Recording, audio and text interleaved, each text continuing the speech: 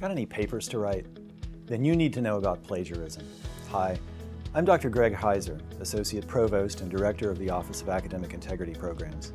With me is Ms. Ellen Bannister, English professor and an expert on how students end up in trouble with plagiarism. Writing is a huge part of the college experience. Why?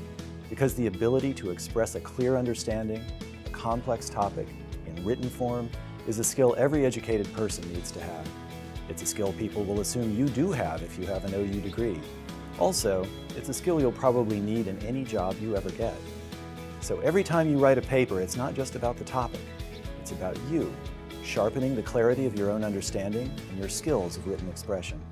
Every college writing assignment assumes that. There is no college assignment that expects you to just copy words from somewhere else.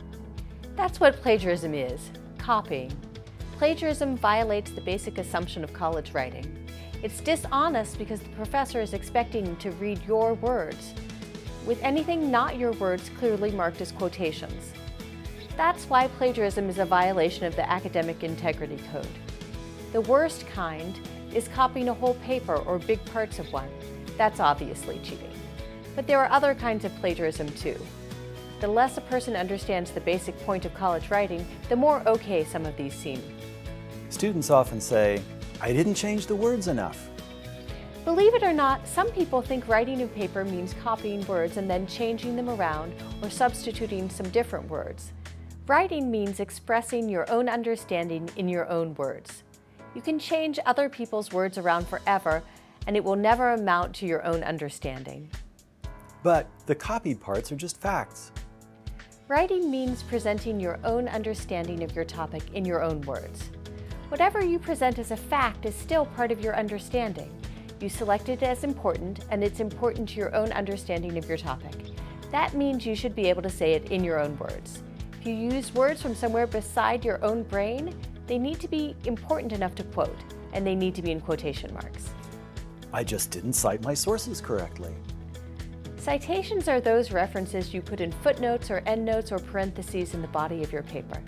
They are no substitute for quotation marks. Citations alone do not indicate direct quotation. This excuse also makes plagiarism sound like a picky technical problem. It's not. The problem with a plagiarized paper is almost never the absence of citations. It's the absence of the student's own writing and the presence of lots of copying. Quotations add to your own writing. They're not a substitute for it. Using quotations to your advantage means making them brief and to the point, enclosing them in quotation marks, introducing them by a few words of your own to say where they came from, and taking them from a quality source that you're proud to cite. Do that, and you'll never have to worry about plagiarism.